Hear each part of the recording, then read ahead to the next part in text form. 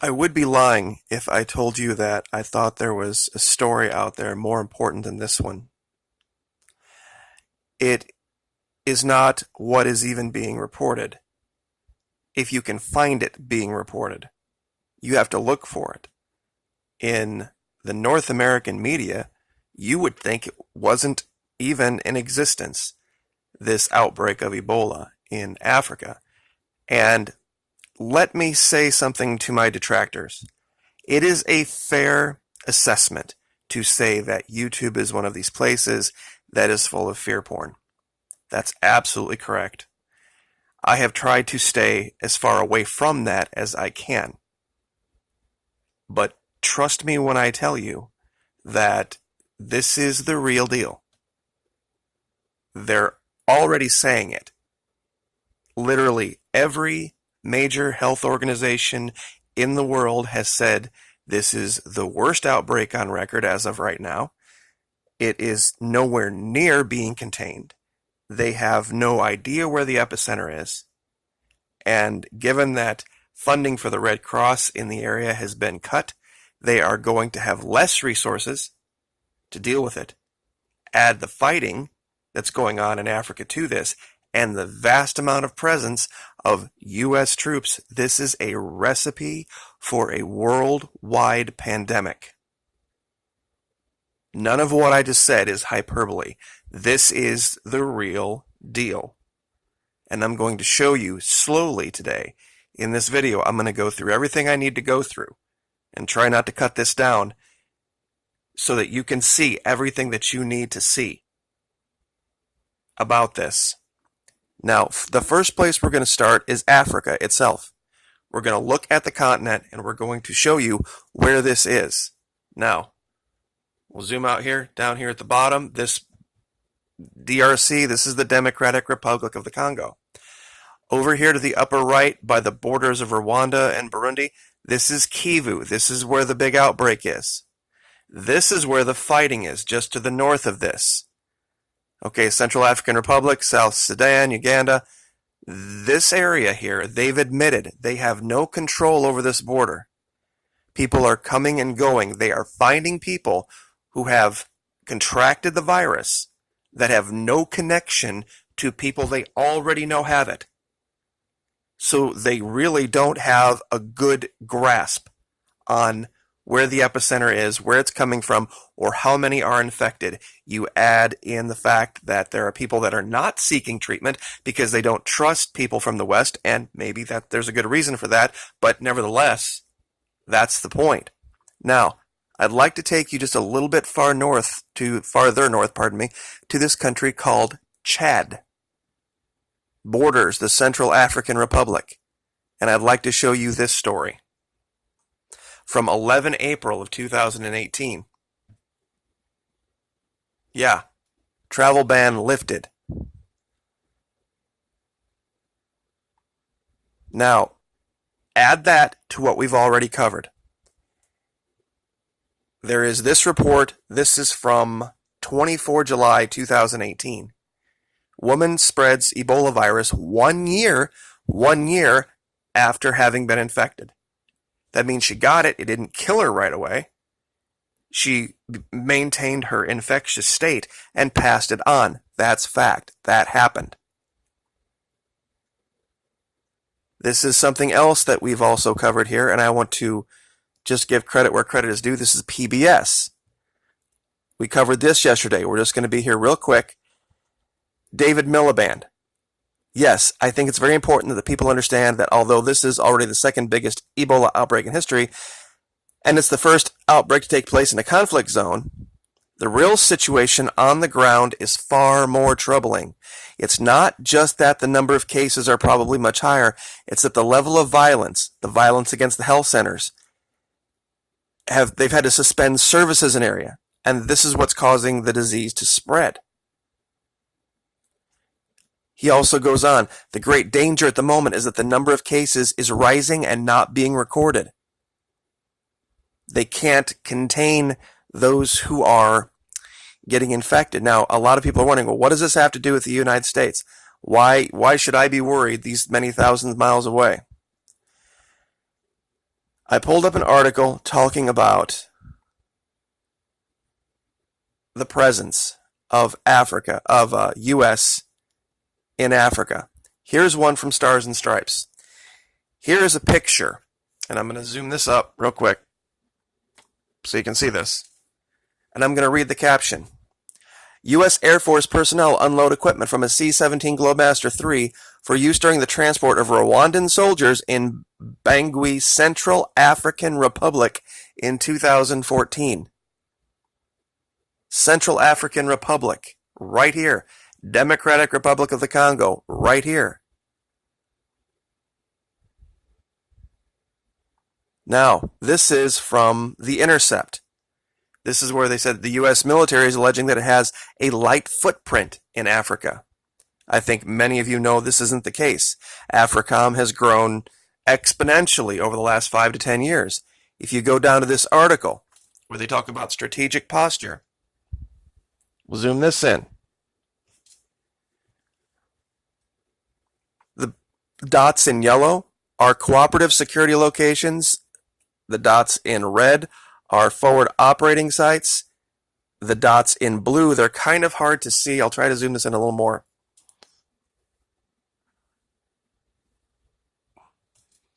They're what they call contingency locations. They're here, here, here. They're all over here. This is where this is going. Okay, we have a cooperative security location in Entebbe, which is literally right on top of this, meaning we have people there. People that could get infected, that you might not know they're infected. They come home and they get it into our population. One of the biggest problems with this issue is that they have been able to control the outbreaks in the past because the areas that it hit were not populated by people that were necessarily mobile, in the sense that they were world travelers, or that they owned cars, or that they acted like what you and I would just call normal people. They stayed in very, very small areas where they basically moved around on foot so they could control the outbreak. That's not the case now. They have people with military vehicles coming and going, transiting hundreds of miles. We have people there from military assets there now, also from Russia, China, the United States, in that region. It's only going to take a handful of people that aren't tracked or got through the crack somehow. And that's the problem. Once it happens, it's done. Once it gets into a population that's mobile, so many people will be infected before they realize they're infected, they'll never stop it here. Once it's here, they'll never stop it. And here's where they talk about this from the National Geographic article yesterday. We didn't get to this. Roberts and Damon both point to the same few reasons preventing the epidemic's end. For starters, people in the northeastern Democratic Republic of the Congo are highly mobile, and the region has hundreds of healthcare providers ranging from private clinics to traditional healers to pharmacies. Many common diseases, such as measles or malaria, share initial symptoms with Ebola. Let me say this again. Many common diseases, such as measles, or malaria, share initial symptoms with Ebola, meaning that identifying Ebola in its early stages is not necessarily easy. What also did we learn from yesterday from the doctor that said the only way you can really guarantee that you get cured of Ebola is if we can identify it in you early. The farther down the road you go with it, the chances of any treatment having an effect are almost zero. And that was from yesterday's video. You can go find that. I think it's in this article somewhere. We're seeing that many of the cases subsequently identified as Ebola cases will transit through one or two healthcare facilities prior to being identified. That could be happening here. We've been hearing about measles everywhere. Measles everywhere. What if it ain't measles? Or what if one of these cases crops up and somebody just thinks it is and just treats it like as if it were? and doesn't pay attention to the reality of it.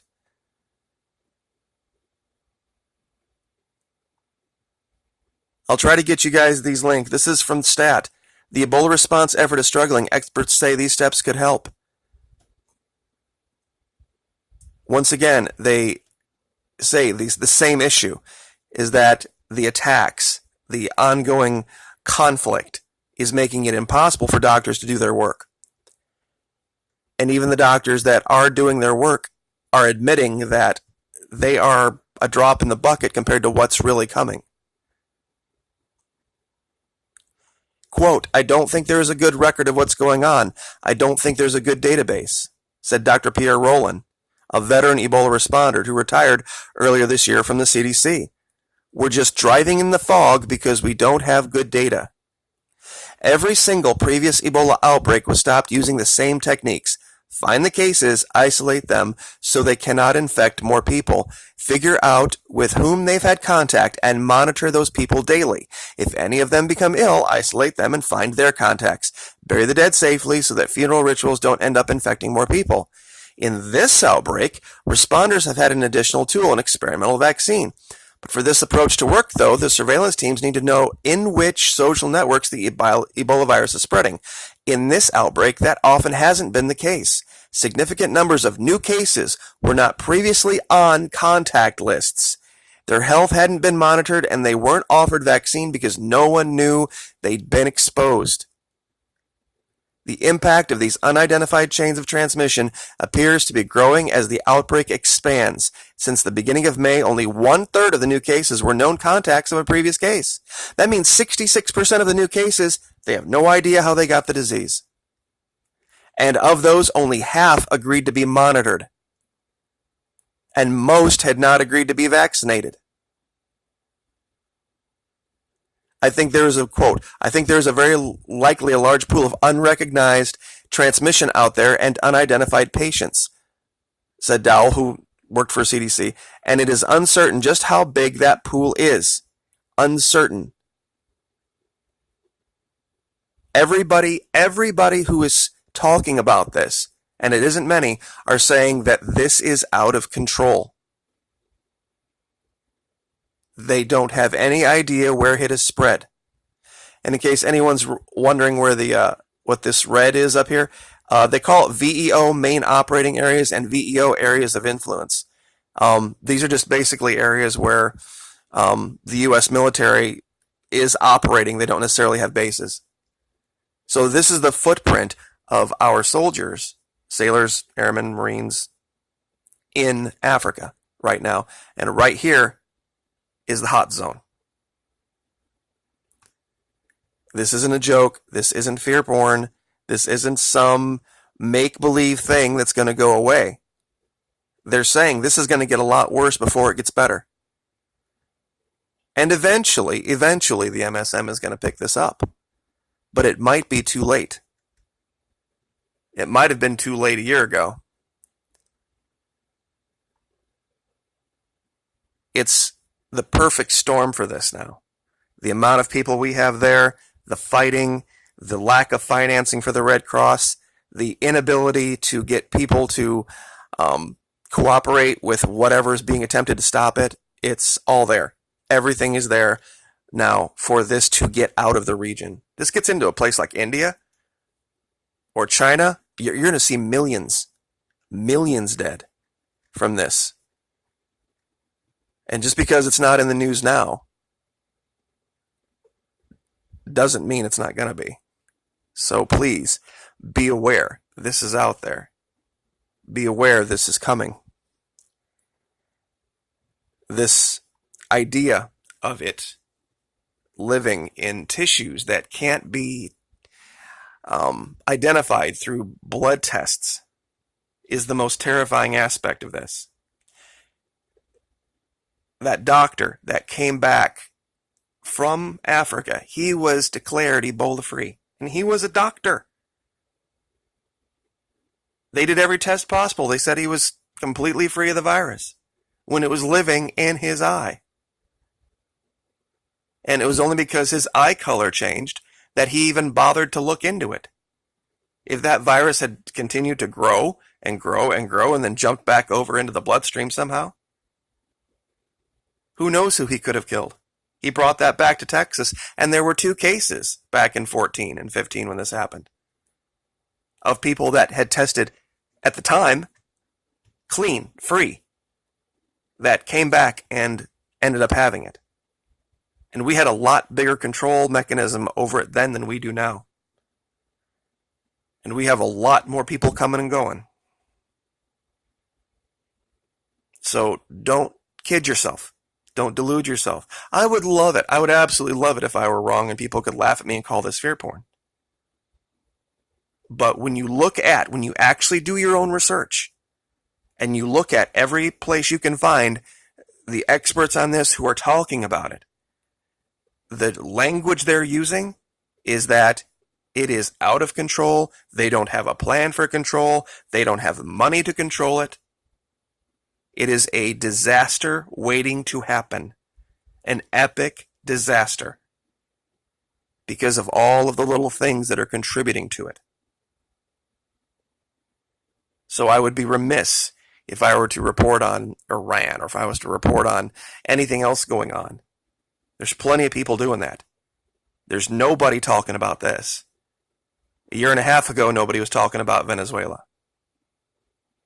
So I guess we'll just leave it there. Pray for each other. Lift each other up. Take all necessary precautions. It's all over the internet. How to prevent the spread of this. Take the time, educate yourselves, educate your group, and be diligent. Like, share, subscribe.